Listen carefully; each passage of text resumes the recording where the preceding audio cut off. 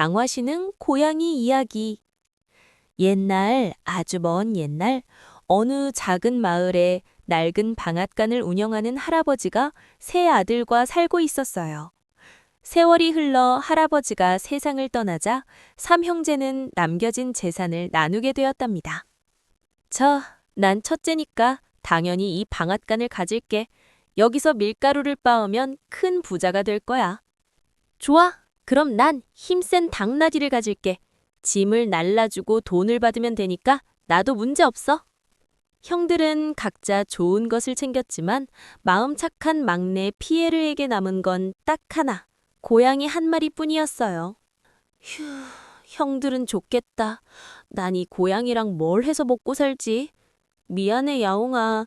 내 밥 챙기기도 힘들어서 너한테 줄 생선도 없단다.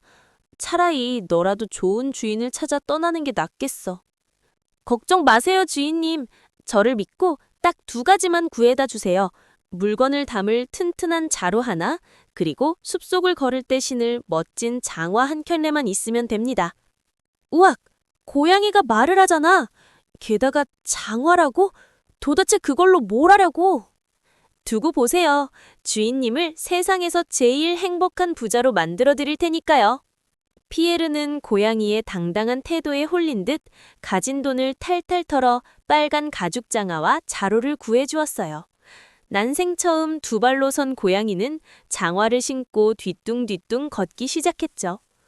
으차, 으차, 어이쿠, 야옹, 이거 생각보다 중심 잡기가 힘든데. 꼬리에 힘을 빡 줘야겠어. 하나, 둘, 하나, 둘. 야옹아, 너 지금 춤추는 오리 같아. 그냥 4발로 걷지 그래. 주인님, 웃지 마세요. 이건 귀족의 걸음걸이 연습이라고요. 이제 좀 폼이 나는 것 같군요. 자, 그럼 카라바스 후작님의 전설을 만들러 다녀오겠습니다. 카라바스 후작? 그게 누군데? 누구긴요. 바로 주인님이죠. 저만 믿고 기다리세요. 숲으로 간 고양이는 자루 안에 맛있는 당근을 넣고 죽은 척 누워 있었어요. 잠시 후 욕심 많은 토끼 한 마리가 자루 속으로 쑥 들어갔죠. 고양이는 잽싸게 자루끈을 묶어 왕궁으로 향했답니다. 위대하신 폐하, 제 주인님이신 카라바스 후장님께서 보내신 선물입니다.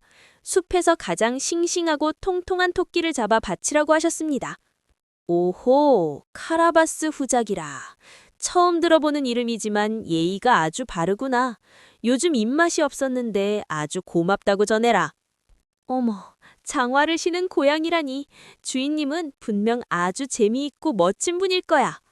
그날 이후로도 고양이는 매일같이 왕궁을 찾아가 가장 좋은 사냥감과 과일을 바쳤어요. 왕과 공주는 얼굴도 모르는 카라바스 후작을 점점 좋아하게 되었죠. 그리고 마침내 왕이 강가로 산책을 나오는 날이 되었어요. 주인님, 큰일 났어요. 아니, 좋은 기회예요. 지금 당장 옷을 벗고 저 강물로 뛰어드세요. 아무것도 묻지 말고요. 뭐? 갑자기 강물에? 물은 차가운데. 에이, 알았어. 너만 믿는다. 피에르가 물에 들어가자마자 고양이는 피에르의 낡은 옷을 바위 뒤에 꽁꽁 숨기고는 저 멀리 오는 황금마차를 향해 목이 터지라 소리쳤어요. 살려주세요! 사람 살려! 우리 카라바스 후장님이 물에 빠졌어요. 도둑들이 옷까지 훔쳐 달아났다고요. 누가 좀 도와주세요. 아니, 저 고양이는? 여봐라. 당장 마차를 세우고 카라바스 후작을 구해라. 그리고 왕궁에서 제일 멋진 벨벳 옷을 가져다 입히도록 해라. 화려한 옷을 입은 피에르는 정말 멋진 귀족처럼 보였어요. 마차에 탄 공주는 피에르를 보자마자 얼굴이 빨개졌죠. 어머, 물에 젖으신 모습도 정말 용감하고 멋지시네요, 후장님. 아, 감사합니다, 공주님. 작은 소리로 속삭이며. 야옹아, 이거 정말 괜찮은 거 맞아? 쉿, 자연스럽게 웃으세요. 왕께서 댁까지 모셔다 드릴 겁니다. 전 먼저 가서 준비를 좀 해야겠어요. 고양이는 마차보다 훨씬 앞서 달려가 넓은 들판에서 일하고 있는 농부들을 만났어요. 농부들은 무서운 거인 마법사의 땅에서 억지로 일하고 있었어요. 야옹! 여러분, 제 말 좀 들어보세요. 곧 왕의 마차가 이곳을 지나갈 겁니다. 왕이 온다고? 그런데 넌 말하는 고양이잖아. 네, 그리고 아주 무서운 소식도 있죠. 저기 숲속 성에 사는 거인 마법사가 오늘 일하는 게 마음에 안 든다고 여러분을 몽땅 소세지로 만들어버리겠다고 하더군요. 힉, 소세지라니. 우린 맛이 없을 텐데. 아이고, 어떡하면 좋지? 걱정 마세요. 왕께서 이 땅이 누구 거냐고 물으시면 딱 한마디만 하세요. 모두 위대하신 카라바스 후장님의 땅입니다. 라고요. 그러면 우리 후장님이 거인을 물리쳐 주실 겁니다. 잠시 후 황금마차가 지나가자 왕은 끝없이 펼쳐진 황금빛 들판을 보고 감탄하며 물었어요.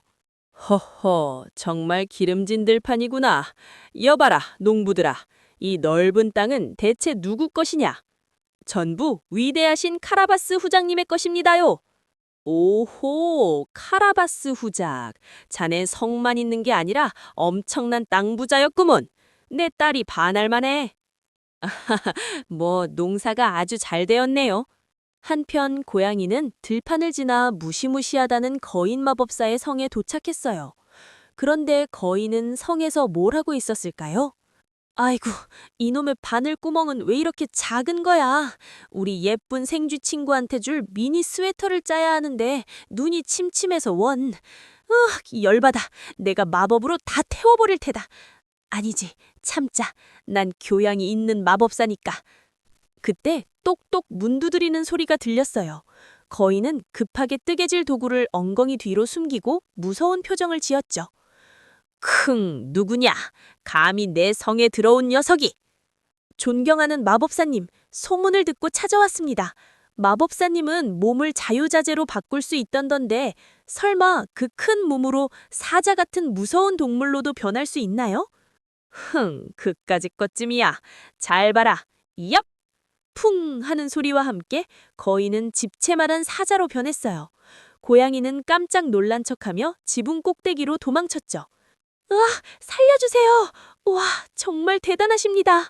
하지만 아무리 마법사님이라도 아주 작은 동물, 예를 들어 생쥐 같은 동물로 변하는 건 불가능하겠죠. 덩치가 이렇게 크시니까요. 그건 마법사님도 못하실 거예요. 뭐라고? 내가 못할 것 같으냐? 감히 나를 의심해? 내가 얼마나 귀여운 생쥐가 될 수 있는지 보여주마. 얍! 거인이 주문을 외우자 이번엔 풍 소리와 아주 작고 귀여운 회색 생쥐 한 마리가 나타났어요. 찍찍, 어때? 나 정말 작지? 이 꼬리 좀 보라고. 찍찍. 지금이다! 고양이는 날렵하게 점프해서 생쥐를 잡았어요.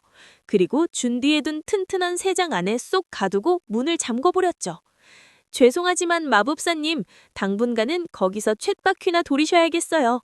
이 성은 이제 제 주인님 거거든요. 때마침 왕과 공주 그리고 피에르가 성문에 도착했어요. 고양이는 성문을 활짝 열고 그들을 맞아들였답니다. 폐하, 공주님, 그리고 나의 주인님, 카라바스 후장님의 성에 환영합니다. 오호, 세상에 왕궁보다 더 멋진 성이 아닌가. 카라바스 후작, 자네 정말 대단한 사람이었구먼. 제발 내 딸과 결혼해주게. 고맙다, 야옹아. 내 덕분에 정말 꿈 같은 일이 벌어졌어. 그 후로 피에르는 공주와 결혼해 착한 영주가 되어 백성들을 보살폈고 장화시는 고양이는 어떻게 됐냐고요? 야옹, 이제야 좀 살 것 같네.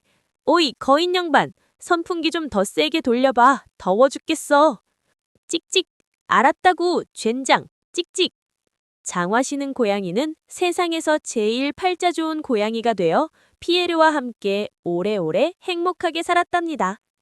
장화시는 고양이 이야기 끝.